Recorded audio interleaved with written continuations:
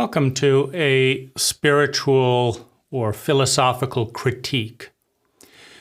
Now, the purpose of a critique, and particularly in this context, I've purchased all of Michael Singer's books, and I have found value in all of Michael Singer's books. There have been elements in each book that I either enjoyed learning and understanding him and his lifestyle. I enjoyed looking at problems he's run into. For example, one of the problems seems to be that he's very frustrated at not being able to get other people to understand and experience what he has understood and experienced at times, right? And there's a block there. Many people have not understood and have not experienced what he has. And naturally, whenever we find anything that works for us, we want to benefit other people in a similar way. And so, as with any model of reality, there are elements of it that work. And just to kind of step back a moment, we have reality, we have the one, the uninterrupted ecology, the undifferentiated whole. We have reality, and reality is far more complex than the conscious mind of any human being is capable of understanding, right? You see, subatomic particles are also reality. Atoms are reality. Molecules are reality. And we can't keep up with the molecules in our own finger. The molecules in our own finger, let alone the subatomic particles, are doing things so dynamically that we can't frame the words fast enough to keep up with them. So we have to abstract them. We have to say things like, I understand those molecules are doing a lot of things, and that the atoms that make up the molecules are doing even more things, and that the subatomic particles, of which there are many more, are doing more things, and they're all doing lots of things, right? That's an abstraction. It's not reality, it's an abstraction. Now, whenever we reduce reality into an abstraction, into a map of reality, through language, it is an imperfect map. It is a flawed map. We take the one, we divide it into words, into meanings of words, into pieces. We cut the one into bits. And we then try and reassemble the bits in a way that shares a useful map of reality. That's what we're doing with words. That's what we're doing with thoughts, is we're trying to, in a simplified way, predict the future for the purpose, right? All human beings share the innate drive, the innate purpose to feel sustainably better and avoid feeling chronically worse. That's the purpose, right? And we feel good when we feel good. And we feel good when we succeed. And the ultimate success is conscious, sustainable fun. It's the only thing that needs no explanation. From an infant, unborn or born, right, in the womb or out of the womb, to anyone else in the history of humanity, every human being aspires ultimately towards conscious, sustainable fun. And since we're never dealing directly with reality, but only the thoughts framed in language that we use to organize a map of reality, what we're looking at when any human being speaks, writes, communicates, what we're looking at is it a useful map? And a useful map helps us find the center. the center, whether it's in reality, whether it's in ourselves, the center is the point of grace. The center is the pattern of energy, the location of energy that consumes the least amount of time, money, natural resources, attention, emotion, the least amount of energy to produce the highest yields of sustainable well-being. And so a map that we call a good map, right? If we identify success and fun as arriving on time to our destination, then a good map is the one that takes us the fastest route and that doesn't take us roundabout to various dead ends and deposit us in places we don't want to go, right? A good map is a map that has just enough information to not overwhelm us and help us arrive faster, more gracefully, more efficiently, right? Through the network of streets that are the facilitators of our cars, right? That's what a map does. And words, in this case, create the mental map. So all teachings, including all the teachers that talk about non-duality and transcendence, etc., are all talking in language, in this case, the English language. And those words aren't real. They're symbols of reality. And they're dumbed down symbols of reality. They never reveal the entirety of reality. And they don't link perfectly. You can put something together. And when that's something that you cobble together in language to suggest a direction of energy, when that something works better than what you were doing before, we consider it, a useful map of reality. Now, the purpose of critiquing something, like stepping back a little bit, I think that on balance, Michael creates more well-being than suffering, right? But it's not pure. Meaning Michael confuses people, upsets people, leads them to dead ends that they don't know or can't work with, and, moves on. It's clear that his map of reality has been more useful to him than many people's map of reality has been useful to them, right? So it's worth learning and understanding.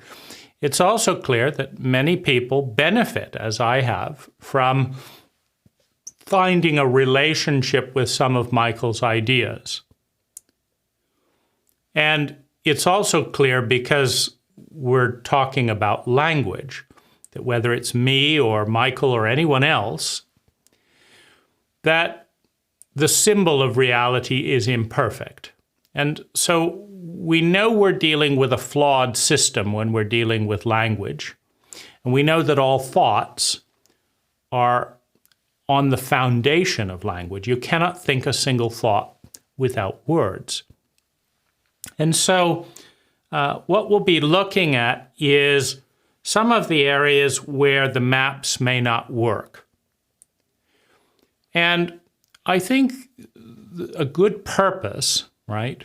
A good purpose of a critique is to take the best material of the best linguists, of the best word artisans, of the best thinkers, right? Because all of the best thinkers are in the domain of language. You cannot think a thought without the words to construct it, right? Words are the raw materials of every thought. A thought is just a sequence of symbols that are abstract representations of reality. And so Michael's working with the raw material of anyone who writes and speaks. And we know it's not perfect because nothing in language is perfect. No symbol is a full, accurate representation of the underlying reality. And so what we want to look at is some of the imperfections and why. And I think the use of a critique is to de-pedestal any given philosophy that can easily become dogma, any individual, any guru, teacher, etc., that can easily become, an ultimate authority figure in the minds of children, right? Because a child, and many of us have not been initiated into adulthood, all of us have wounded portions of a child, meaning we all have parts of ourselves that were not competently parented and that are in a helpless state. Every child, every infant is in a helpless state, and that are looking around desperately for the smartest, strongest, most loving, most compassionate, most empathic, most competent person that we can find. And the child in each one of us is looking because the child cannot cope with reality. And because our role model of being, of being parents, for example, is our parents, right? It's not like we watch our parents make all these ridiculous mistakes and then we press a switch and then a role model of a competent parent replaces all that coding, right? We watch our incompetent parents, we internalize it, and we are incompetent parents to our own inner child. Identical to our own parents, or perhaps we've brought some consciousness to meditate and iterate. And so we have some areas of our inner parent that is, parenting 2.0, right? Our parents with an upgrade, right? So we iterated a few things. But the areas we haven't gotten around to iterating and upgrading, they default to the template of those that we watched, right? And so when that's not a good template, when we are not good parents to ourselves because we're copying our parents, and when our parents weren't good parents to us because they were copying their parents, the terrified, traumatized, wounded child looks desperately around for a good parent. You look like someone who could possibly give me some love. You look like someone who knows what you're doing. Please tell me what to do, because a child cannot create its own reality. It is in a dependent state, right? And so anyone who's been successful, Michael's been successful in money, he's been successful in inner well-being, he's been successful as an author, he's been successful in fame, right? So the cult tells us if we make money, we'll be happy. If we're famous, we'll be happy. If we're, do some important thinking and stuff, that the brain is more important. If you write a book, you're an important person, right? And so the cult memes all point to someone like Michael or anyone else, Eckhart Tolle or anyone else that is in this terrain. And we want to be told what to do. The child wants to be told how to do it, what to do it. And then if it doesn't work, it's our fault, right? The inner child always blames itself, right? And the inner child is always an inner child. The big difference in kind of dependency is, have we become a good enough parent, meaning iterated our own parental template to a level where our child would like to be parented by us? Now, the amount of hostility, the amount of cruelty that is directed by people towards their inner child in this cult, in this culture, is extreme. Shut up in there. Don't ruin it. Don't make me look bad. all directed towards the inner child, right? You have the adolescent, right? That's about as far as you can go in an uninitiated culture. You have the adolescent that's looking at the child and trying to look cool, trying to be better than the child, because the child didn't get enough loved and the child blamed itself and felt unlovable and felt small.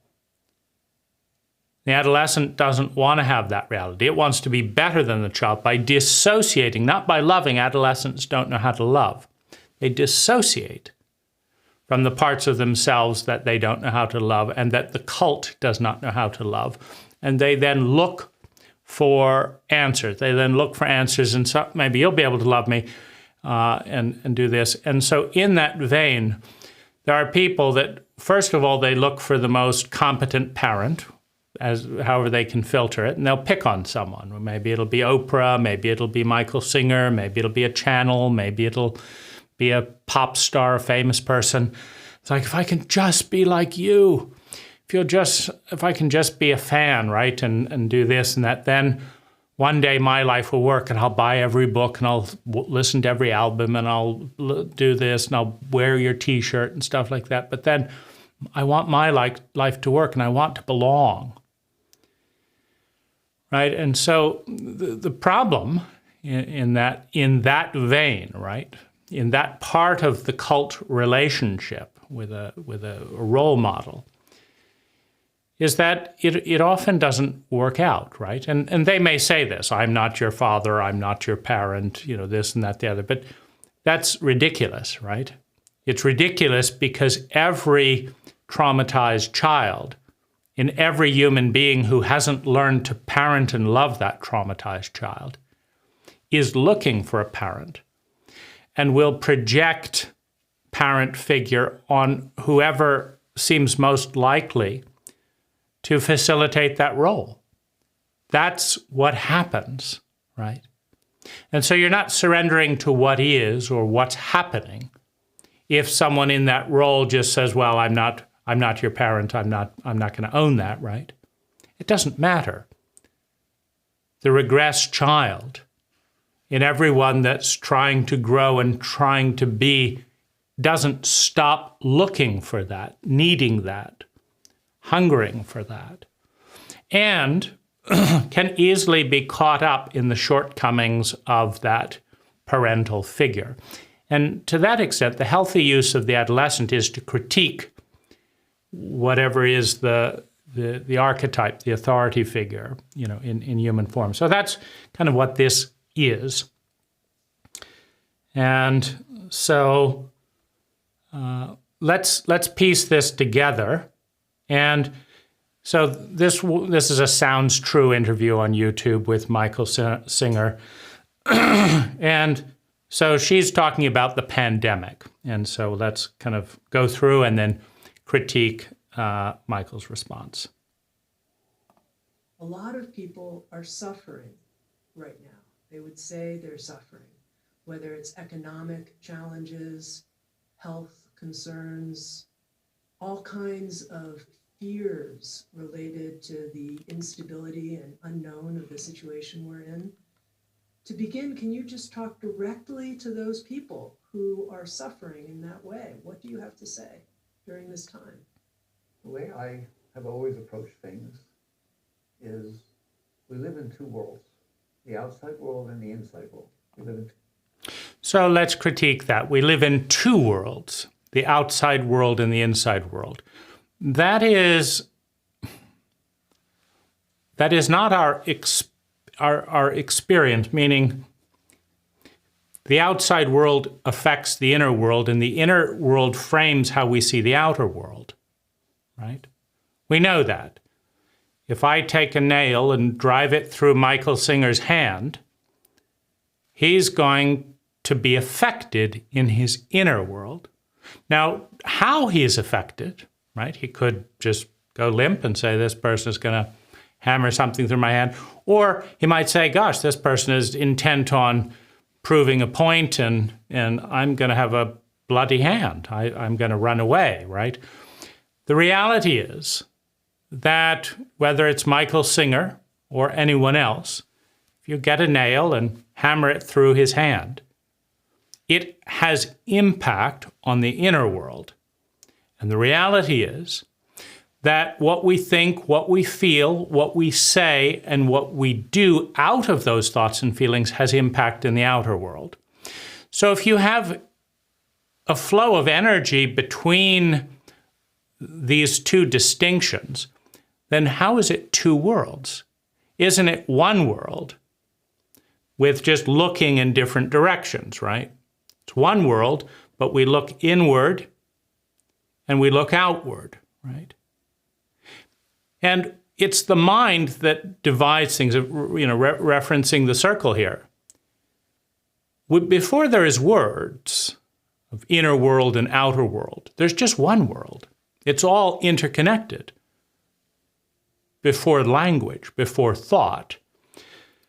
And so there are two worlds as soon as Michael and we agree that there are two worlds, but you cannot say that there are innately two worlds. And so all the illusionary partitions that Michael is building up begin by being based on a false supposition. And by false, I don't mean that it isn't true, just as true as some other words you can arrange. You can find some truth in any statement. I just mean it's false in its absolute. Two environments. It's always that way, not just during these times. But yeah, it's always not that way, right? It always is this way. It always isn't, depending on the supposition. But it's not any different during these times. There is.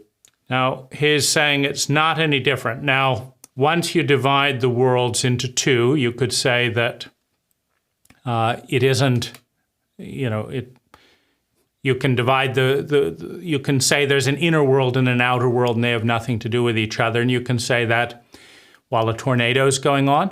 It's a little bit harder in the extremes, though. If Michael is swirling around in a tornado, while he's talking about the fact that the inner world has nothing to do with the outer world, it kind of falls apart, right? Can you hear me, Michael, in the tornado? You can't hear me, right? So this tornado is not affecting you in any way. It's certainly affecting the conversation. There's a lot of wind in the microphone, right? So you can easily pull it apart.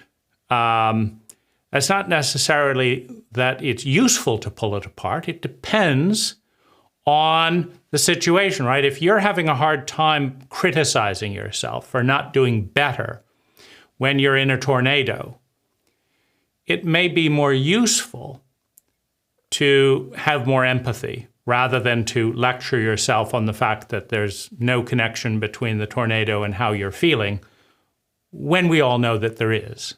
It's an influence, right?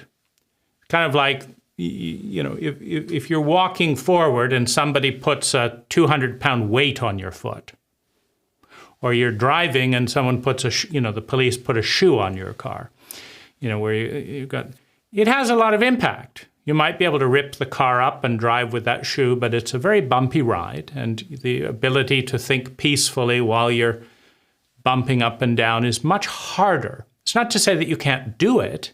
It's impossible. But it's also, let's be clear, I mean, you could say that we could run a 5-minute mile. We can run a 6, or a 2-minute mile, right? So got the thing backward, right? We've run a 4-minute mile, then lots of people have run 4 minutes. Why not run a 2-minute mile? You could. It's just the amount of effort you're going to have to spend to go through that threshold is harder and harder. Why not a 1-minute mile? Why not run a mile in 1 second, right? Now, the fact is the inner world and the outer world relate to one another because they're not actually two different worlds, right? They're just different vantage points on patterns of energy.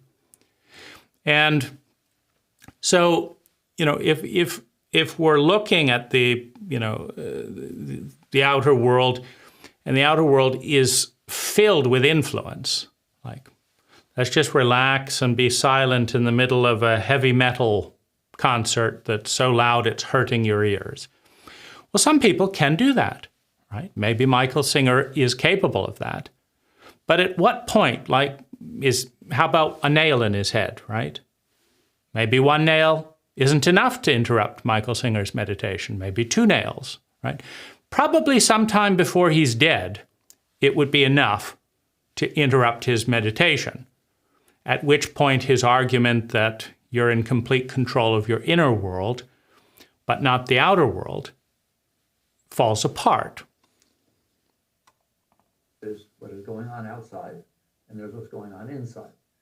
The outside, we don't have control over. Okay. So this is the outer world right here. Michael Singer sang this. Now watch this.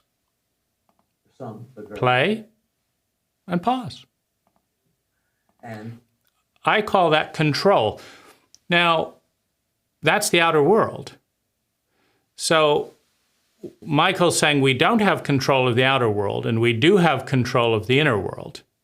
But we've just seen that I do have control of parts of the outer world, and I have control of parts of my inner world.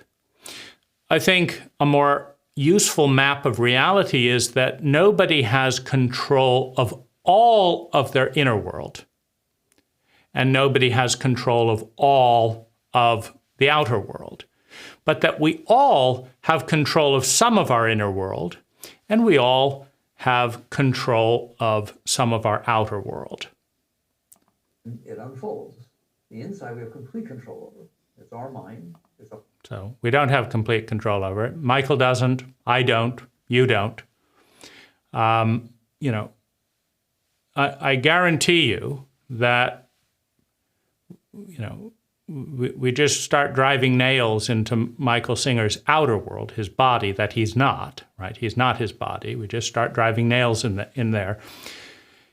And there's going to be a change in his inner world that he didn't plan on, right? It's going to be a different change than if he just said, So he's making a good point, meaning where he's trying to go with this has some good, solid elements, and I think has a generally luminous intent. The truthfulness of how he's trying to get there it's a very shaky bridge with a lot of, absurd statements. So he's trying to get people to a state of more sustainable inner well-being, regardless of what's happening outside. And everyone can move a little bit more in that direction, and that direction is generally considered, generally consistent with higher levels of well-being, which is what we all want. But the stepping stones he's constructing to lead there are almost all faulty, in some pretty blatant ways. Our emotions, our consciousness is the center of will, the center of strength, of power, and we have the right to, as we say, regain our kingdom. We have the right to live inside in a beautiful place. If the outside is not beautiful, it doesn't have to come in and disturb the inside. You're always better off centered, clear, filled with energy, filled with clarity, and then you can deal with the outside. You have to be. So no quibbles there. You're always better off if you're clear, if you're centered, if you're et cetera, et cetera. The kind of huge denial, the huge lie in this narrative is the denial of outside influence, right? I'm told that certain spiritual teachers, I think Ram Dass tells a story of Krishnamurti, I forget who it was, but Ram Dass's teacher popped a bunch of psychedelics and didn't show any noticeable effects. Overdosed on multiple psychedelics simultaneously for other people, but he didn't actually start hallucinating, right? And so you could say that he had specific competencies And all competencies come with practice and experience. And, obviously Michael's been practicing certain things for 40 years, right? Because he started in his 20s. So he's been doing certain things for 40 years that many of his listeners have never done once, right? So that's important to understand. If you do anything, right? If you practice computer coding for 40 years and Michael Singer has never done it once, he's not going to just jump in and do great coding, right? Even if you give him a great pep talk. Now, he is a good coder, right? But whatever it is that he hasn't done ever, right? And you compare that playing the violin maybe, right? And you ask him to play with the top symphony, to play a difficult piece. And you've practiced it for 40 years and he's practiced it never, right? He's going to fail at that piece. He doesn't even read music, right? And doesn't this, right? So everything, whether it's a mental technology, a meditation technology, everything tends to get better with practice, right? So that's one thing. And I think it's something that Michael misses when he ignores the obvious experience that everyone is influenced by their environment. Nails don't do it for Michael Singer. Let's burn him alive with gasoline, right? At some point, the obvious truth that the outside influences the inside and the inside influences the outside, right? Right? If you're feeling really depressed and you're going to look more like this than like this. If you go on a date when you're really depressed and looking like this, you're less likely to be attractive. That's where the inside world influences the outer world. And similarly, if you're being burned alive, you are less likely to have peaceful thoughts than if you are in a monastery garden by the waterfall, etc., right? And so Michael is just ignoring something pretty fundamental in order to facilitate people's movement towards inner development, which is reasonable. Deal with the outside. But the outside doesn't have to come in. If you're letting yourself get sick, even if you're not sick, you're letting you get sick internally out of fear, anxiety, et cetera, you're not doing anyone any good. It isn't good for you. Okay, so the only problem there is it's true. If you're riddled with terror and anxiety and all this stuff, you're probably not doing much good, but you might, right? Let's say you're terrified of your daughter burning in a house that's on fire. And because you're afraid of losing your daughter, you run in and you rescue. Well, then your fear is doing some good in that situation. Right? Now, maybe that wouldn't be good enough for Michael. Maybe he'd want you to accept the fire or, and let your daughter burn. Or maybe he would advocate for, meditating until you can go in there, let go of the fear. But the reality is fear has been doing a tremendous amount of good for the first of our human needs, which is survival, right? Most of us, when we're about to be run over, don't feel waves of gratitude and self-love and leap out of the way out of gratitude. We leap out of the way out of fear, right? And so, again, moving in the evolutionary path from dinosaurs to the present day, fear has done an enormous amount of good. It's just that in our present life, it often does more harm than good, because there is a certain point when all fear causes contraction and discomfort, right? And there is a certain point where, if you feel fear because you didn't get the ice cream cone you wanted, it's probably doing more harm than good, even if the fear results in you getting the cone that you wanted, right? I'm afraid I'm not going to get my ice cream cone. Waiter. I just want to clarify that I ordered Rocky Road and strawberry double scoop. Did you get that? Oh, what a relief, right? What a relief. He got that, right? Or, no, he forgot the strawberry. Okay, fine. So glad that I've got that straight, right? There is a point where the fear operating system has a higher cost than it yields in sustainable well-being. But there is also a point when the fear operating system has more value than it costs because it keeps you alive, right? And so, again, if you develop better operating systems where you are not about to be hit, right? And that also is true, right? As you get into a more open state and are more attuned, that takes practice. In Michael's case, 40 years. It takes practice. You intuitively don't step into the road, and so you don't need fear to get you out of there, right?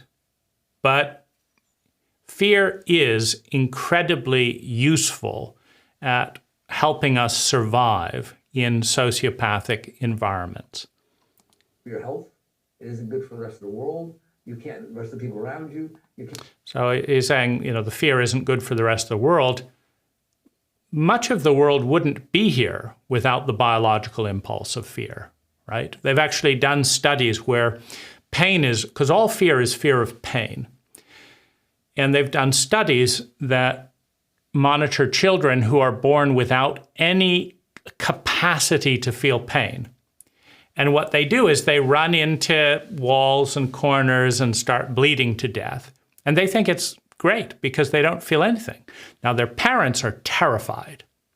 And out of the fear of the parent constantly watching the child, because the child is not afraid of pain because the child can't feel pain, right? And so they would die in a heartbeat, quite happily, right? So there's the end of the planet right there. No fear. At no point in Earth's evolution, most of, human beings would certainly be dead because, we're not the fastest, if we just wandered up to wolves, because you have to remember we weren't always quite as fortified as we are today, right? A lot of that has come out of fear, right? Fear of let's band together, let's have guns, let's have alarms, let's have trucks. But just imagine 1,000 years ago, wandering around as a human being through the wilderness or whatever without any fear. No fear of leaving the herd. You see an interesting desert. Oh, what an interesting desert. What's there? You wander out, it gets hot. No fear. Just keep wandering until you dehydrate. So there wouldn't be a world, and there certainly wouldn't be a Michael Singer had not his ancestors acted out of a lot of fear to keep the family alive. Can't make good decisions. People are making all kinds of very interesting decisions nowadays out of fear and anxiety. So he's saying you can't make good decisions out of fear and anxiety. Well, what about the decision to leap out of the way of a truck? Is that a decision? Certainly an instinct. What was it out of? Fear and anxiety? About what? Being run over? You certainly couldn't read Michael's books if you were run over. Fear and anxiety don't make good decisions. So the argument that how can you be doing okay inside when it's so bad outside is not a good argument. So Michael, of course, is not surrendering to the world. The world is telling him, I'm telling him, this is a great, he has a whole book about surrendering to what is, but he's actually arguing with 95% of human psychology at this point, right? All of which would line up a little bit more along some of these critiques, right? So, so it's a little bit shaky. You have to get more nuance. So if you look at, the circle, it's a very crude map. The truth is that reality is 1 trillion times more complicated than this map, right? And when you have a small map, a crude map, a simple map that people can understand, because reality is far more complex than people can understand, then you have to use more black and white, more yes and no's, more either or, to get people to move in the generally good direction. But the black and white and the either or are not accurate in a complex relationship with reality. Because unless you're doing good inside, you can't interact optimally. Buddhists call it right action. You can't interact optimally with the outside unless you're clear inside. So that's true, right? You cannot interact optimally with the outer world if you're troubled inside. It's the opposite side that is equally true, that Michael has his blind spot. Because if you are being burned alive, if you are having nails pounded through your fist, if your children are being raped in front of you, you cannot do as well inside, right? While that's going on outside. So I've always taken the position, as the essence of the true spiritual teachings, that you have a responsibility to reach a state where you are calm, clear, open, filled with good energy, so that you can come forward and do the best that you can with the moment that's unfolding in front of you. So, to be a spiritual person in Michael Singer's world, your job is to be, to develop a pure, beautiful inner state and to serve the moment. The cruelty in this, in the blind spot of not acknowledging outer influence, is that this doesn't work for inner city drug addicts. It doesn't. And thankfully, they don't read Michael's books. It does work for wealthy, well-practiced, people in a free country, right? So it does work for people like Michael Singer. And there's nothing wrong with aspiring to be more like Michael Singer, right? But there is a gap, right? So Michael's born white. He's born in America. He's born in this century. He's not born 5,000 years ago. He's got a military protecting his 20 years where he can develop these spiritual truths. He has a spiritual teacher. He happens to be good at coding at a time in history that is great for coding. So he sold his company for hundreds of millions of dollars. And he was able to buy a retreat center where he could sit and have the time to develop his ideas with his vantage point of the world, which is absolutely valid for him, right? It's 100%, right? I totally think that, Michael's aspiration to serve each moment from his position is a beautiful aspiration. And he's often doing a good job, but notice how he's taking that and extending it out to the world without any reference for the outer influence. Because in his map of reality, he's denied the outer world's ability to influence, right? In other words, Michael has been so successful at orchestrating his outer world that he has denied, to facilitate his inner peace, that he is denying the outer world's influence on other people that have not been that successful. In part because of his teachings, right? Because one thing that you could reasonably deduct from Michael Singer's teachings would be, don't worry about the outer world, just let that be, right? So he'd go to a Ugandan child being shot up with a machine gun, and he'd tell the child, don't run. You can't change the outer world, right? Michael can't finish his teaching. He'd just been mowed down by a machine gun, right? Unfortunately. And so the kid just heard the first bit, don't run. And then the kid's mowed down in a machine gun. And Michael has at least, gotten one child to follow, an incompetent parent, right? With an incomplete map that lacks nuance, right? So, and nor can you have nuance when you're talking as an individual broadcasting to thousands of people. You cannot have nuance and context. It's one of the big problems with any teaching, any book, right? It's a reality because I'm doing this on YouTube. It is a reality that some person who would have overall benefited from Michael Singer, despite all of the things that I'm pointing out, would not benefit from Michael Singer because a child doesn't want to think for themselves. A child wants a perfect parent, right? And I'm pointing out what I see as Michael's many imperfections.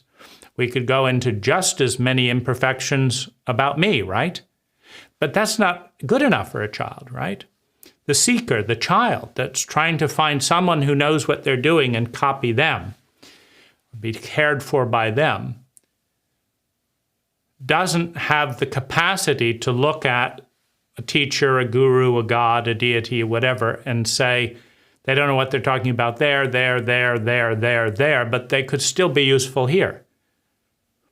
A child just says, no, I've got to find someone who I can't think for myself, right? I've got to find someone who's perfect. And then they'll give up on Michael Singer, right? Because he's been, there's too many obvious flaws. And then they could have benefited from something, right? So this is not, we're not in a context, right, that supports great nuance, right? I probably have never met you, and vice versa.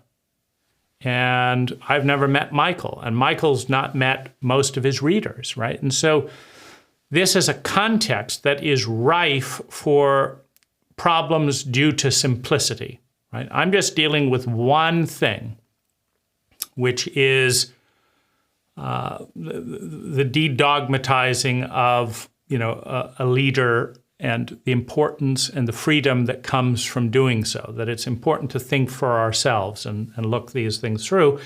And this is helping me put into words my own contractions as I listen to Michael, right? I was just watching this video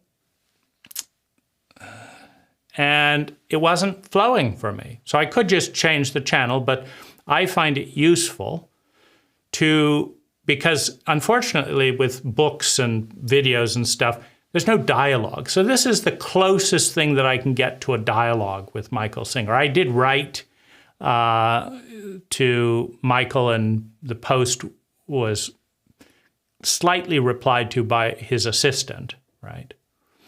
And so Michael's not surrendering to my letters. He's resisting them, right? He's managing. He doesn't want to have to respond to my letter, so he's hired an assistant to kind of push things back, which is what everyone does, right? Every person that a lot of people want to write with usually comes up with some method. Not all.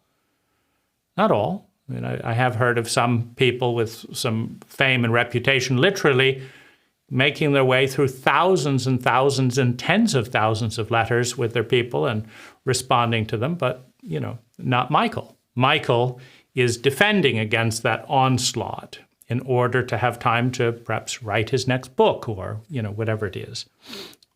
But just helping other people, good, you need to be clear. If you come up to a car accident, but you're afraid of blood, all right, so you can't help anybody. You need to be okay with situations in order to serve them, in order to... I would agree. You need to be okay with situations in order to serve them, though not always, right? Let's say you come across a rape scene. Can you serve it if you're okay with it? I mean, it depends on what you mean by okay. Like if, I don't want to see someone be raped, you're not going to be very helpful. If you enjoy, like there was a rape that happened over in Richmond and several people were arrested because nobody had a problem with it, right? They were all okay with the rape. They got out their phones and filmed the rape. They didn't judge it. They didn't, they just thought it was entertaining. And the question is, why was everyone okay with a person being raped in front of 20 people? In other words, if you're not okay with that, you might say, hey, I'm calling the police, cut it out. Dial 911 and discourage the rape, right? So nuance is always the key here. Bring the best of your being into the moment. So this moment is no different. You start with realizing you don't have a right to let all the work, most of your viewers have done work on themselves. They've meditated, they've done mantra, they've done work, right? This is not. So keep with that thread. You don't have the right. So Michael Singer is taking away your right. I would disagree, right?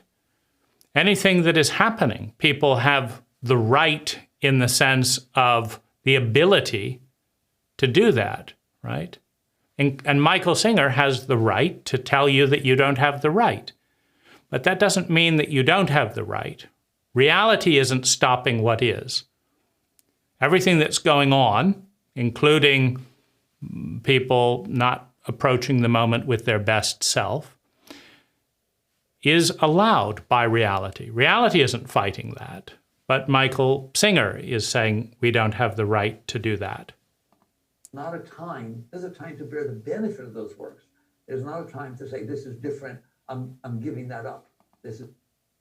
So what's happened, he's referring to coronavirus and economic downturn and all that. And what he's saying is that this is not a time to give up your spiritual practice to respond to the outer flames of reality.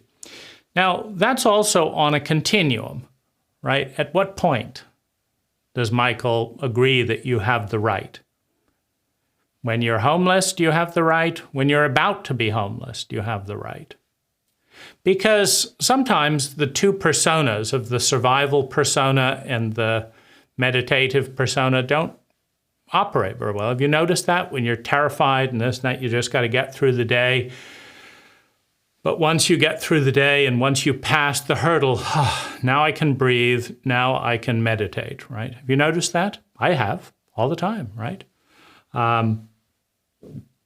And so, if you, like, at what point do you have a right to be terrified and run away if a gun is pointing at you? Or should you be doing your spiritual practice right then? It is definitely harder.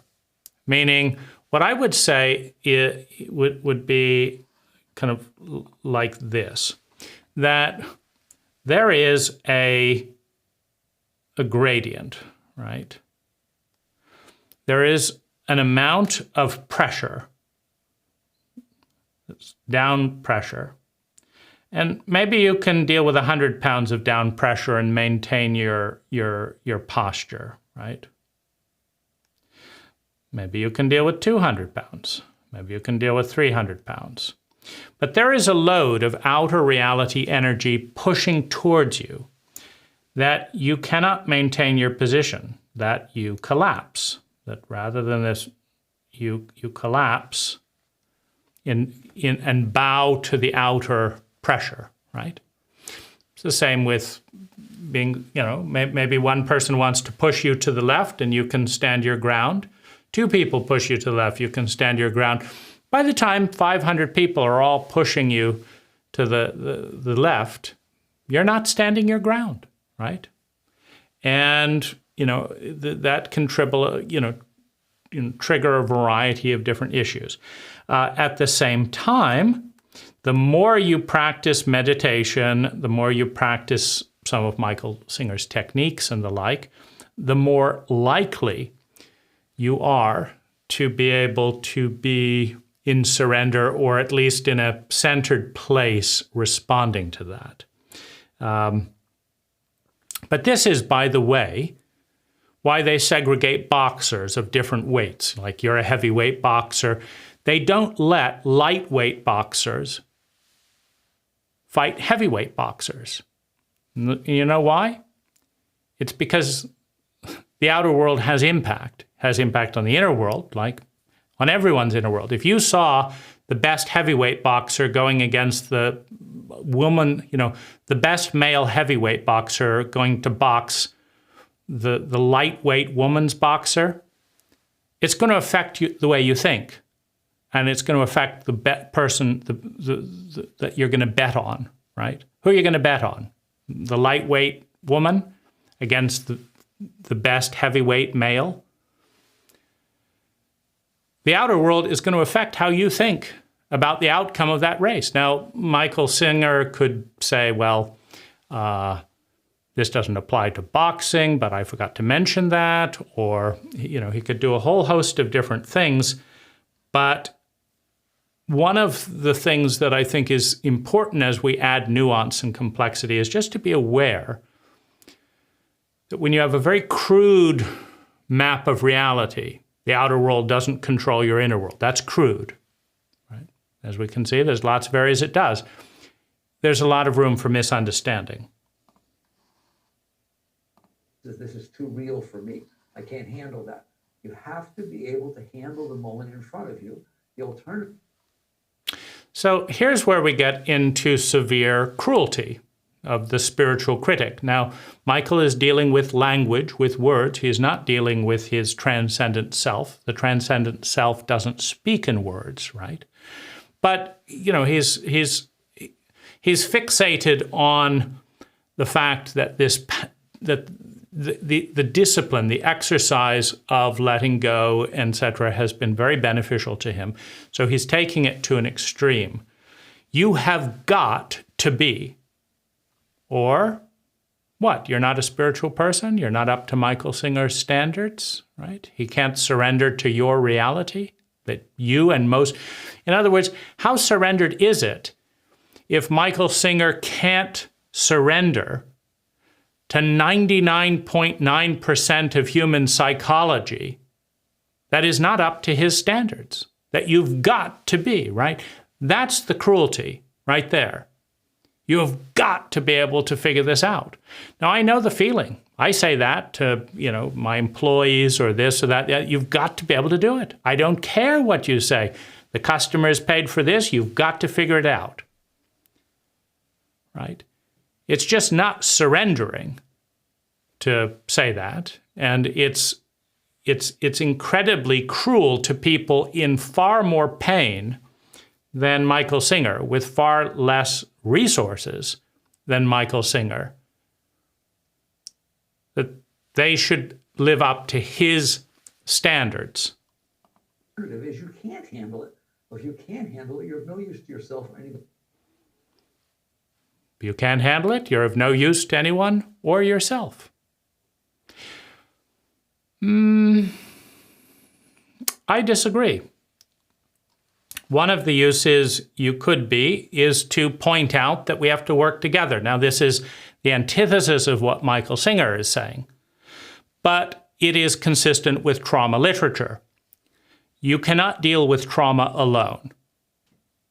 Michael Singer forgets that. It's pretty big in a traumatic and traumatized cult or culture to leave that out. But it is a statistical reality that you cannot deal with trauma alone. Trauma is the experience of ego violation, ego shattering, ego disintegration as a larger energy interacts violently with a smaller energy, right? So what's violent? Well, you have your pattern, your identity, your pattern of thinking, feeling, speaking, doing, and being. That's your pattern. And, you're doing your pattern very nicely. The breeze comes in, you keep with your pattern. It's not too violent. This happens, you continue with your pattern. You're doing just fine, right? But then an earthquake happens, and your house erupts in flames from a gas leak. And you don't have a pattern of thinking, feeling, speaking, doing, and being that is stable. You don't have an identity that is outside of, that is homeless. You don't know what that's like, right? And then while you're in a confused and shocked place, because you've lost your pattern of thinking, feeling, speaking, doing, and being, because your outer environment has violently changed, you get a call from the banker saying they're going to repossess the land because they had a loan on the house, but your house is now burnt down. So now you are a criminal in that framework. And then you're surrounded by people that liked you if they could get money from you. And so now you don't have social support because now you're a criminal and you don't have a home and you don't have money. And so now, and you don't know how to respond to that, right? Statistics show us that that person needs help outside of themselves. Now, it can be transcendent help, it can be prayer, it can be of that nature, or it can be one solid anchor that says, hey buddy, I'm not going anywhere, and we're going to get through this together. You be shocked, you fall apart, you be confused. I'll steer for you for a while because you don't know how to navigate this terrain, but I do. I see clearly. I'm not in shock. I'm not in pain. I'm going to keep you safe. And that's the outer world showing up and providing essential support during a traumatic episode, right? And many of many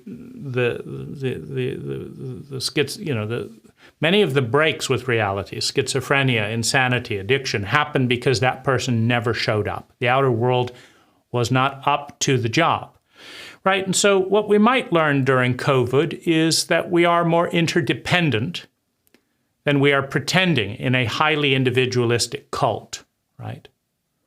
There have been 10,000 cults in human history, 10,000 cultures, and most of them have not emphasized the lone individual that is completely dissociated from the outer environment. Most of them have emphasized community and support and the need for one another. If you listen to Thich Nhat Hanh, leaving Cambodia, for example, he will say that he was lost and he knew that he would lose his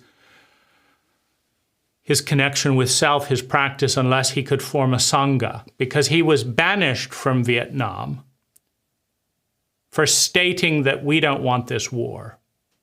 So he was banned by the Vietnamese government from returning home for 40 years. And so he understood that he needed a group. He lost his brothers. He lost his sangha, right?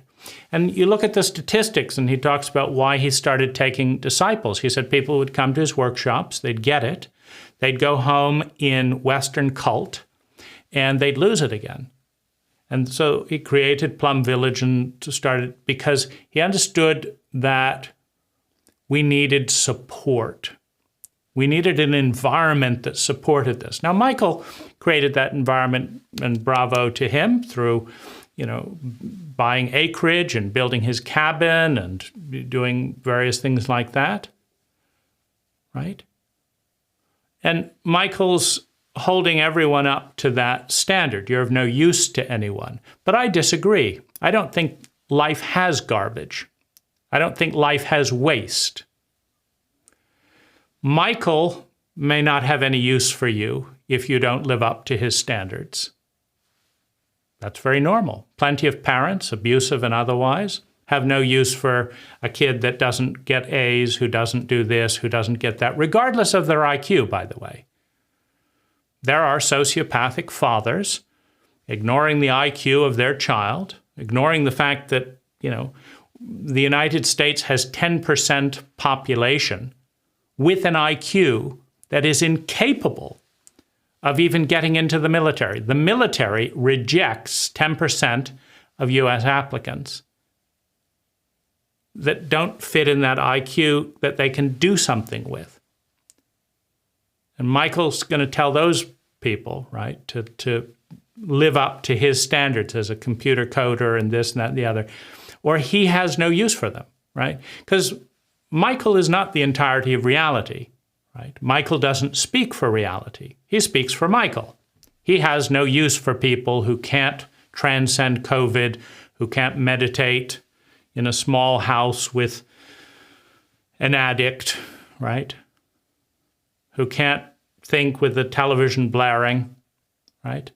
Would Michael have gotten the practice he needs to get to this point if he had been in that situation, if he had married young and had 3 kids and that was the template, right?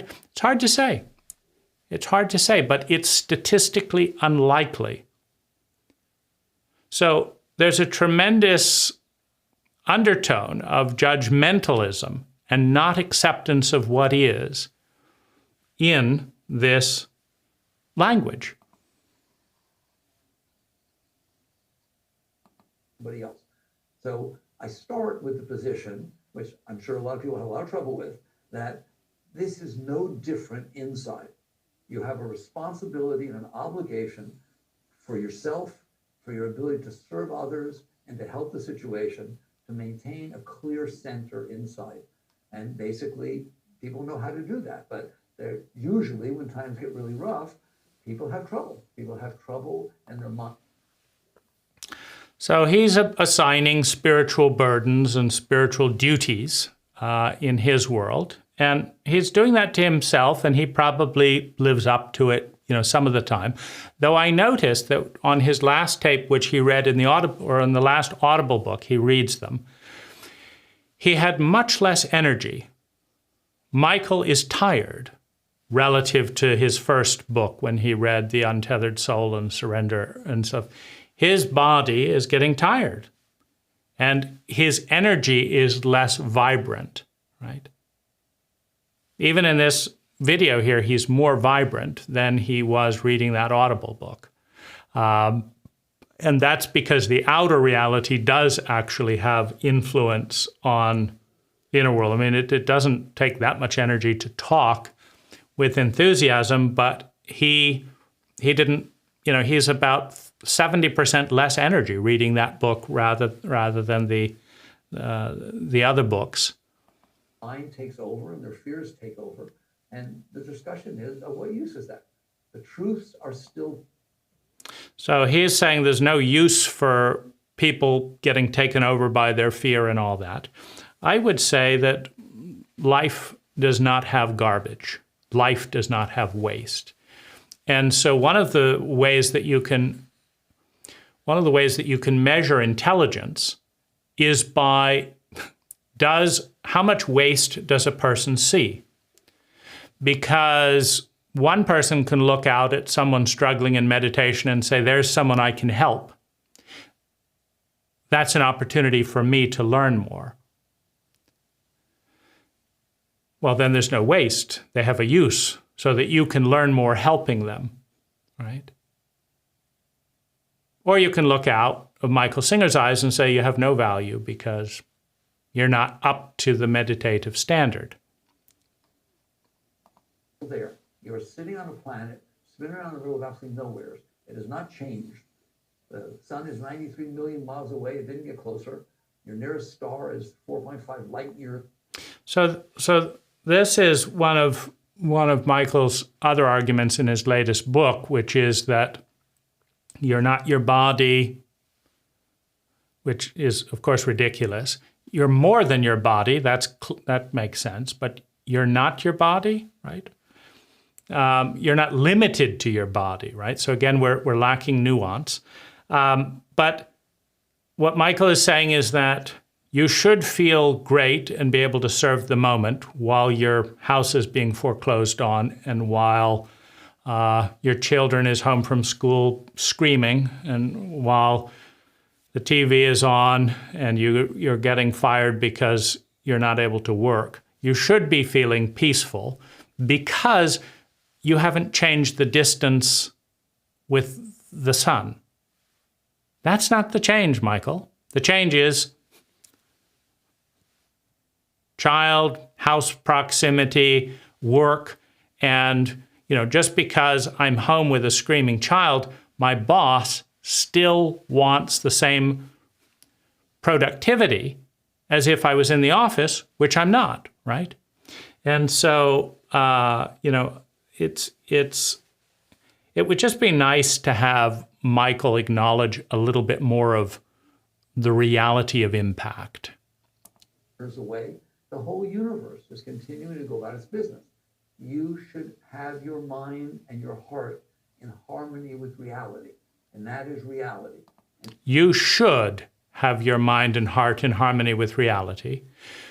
Is Michael's heart in harmony with reality? What's reality? Reality is that anxiety and depression is up in COVID. But Michael's saying you should be different. Is he dealing with reality, or is he dealing with his own spiritual judgments? So, we're 4 minutes and 45 seconds into one interview. It wasn't picked with any great care.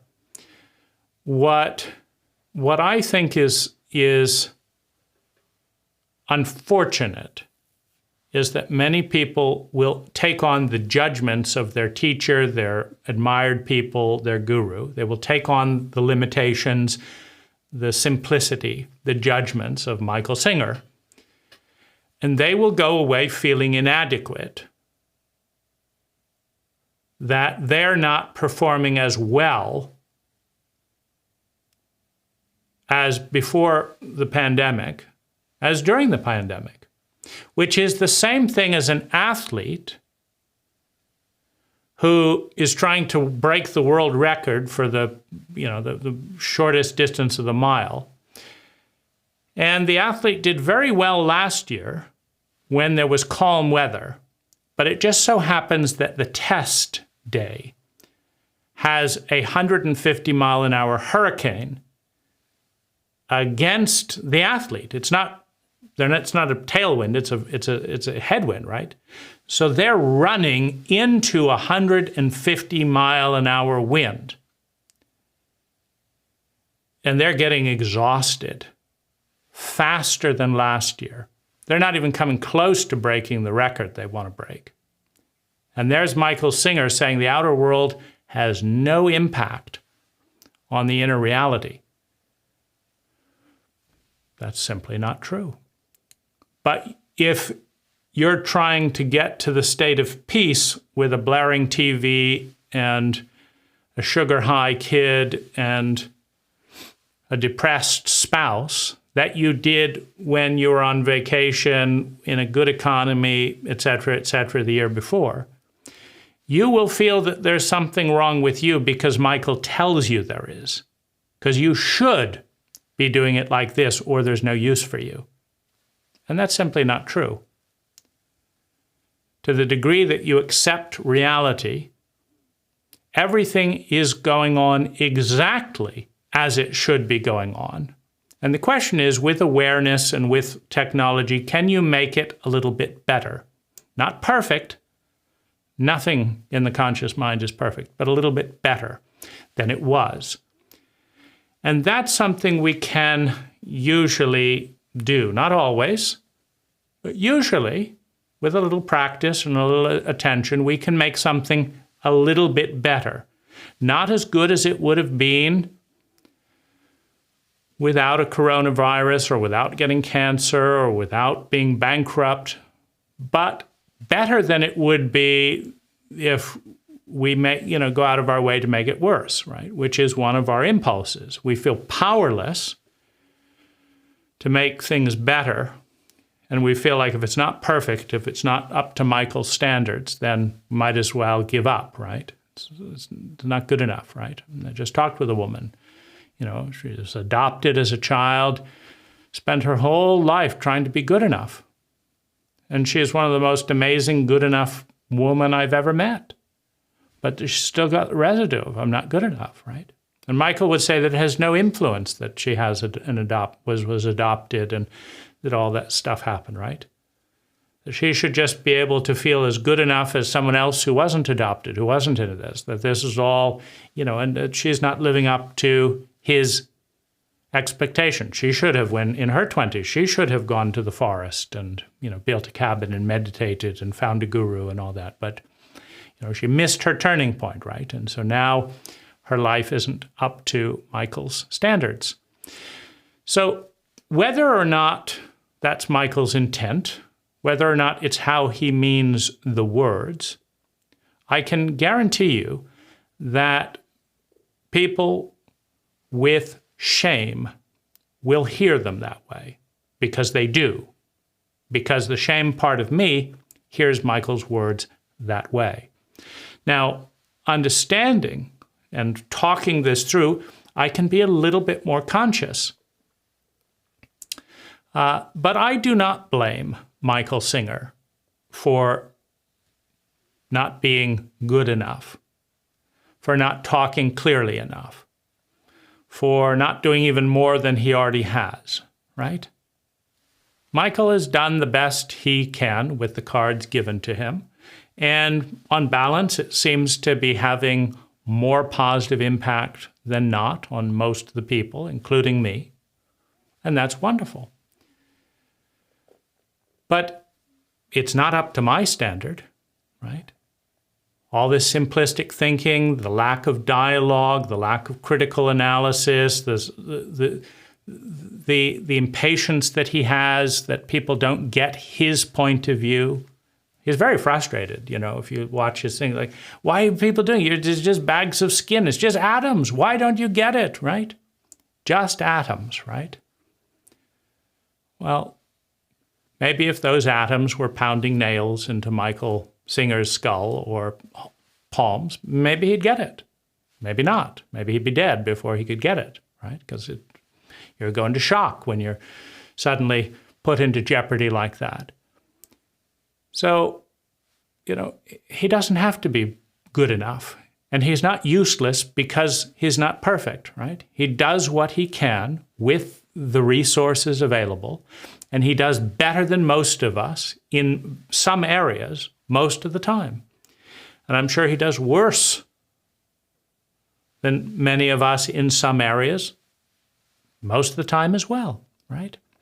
And that puts us all on a human level, right?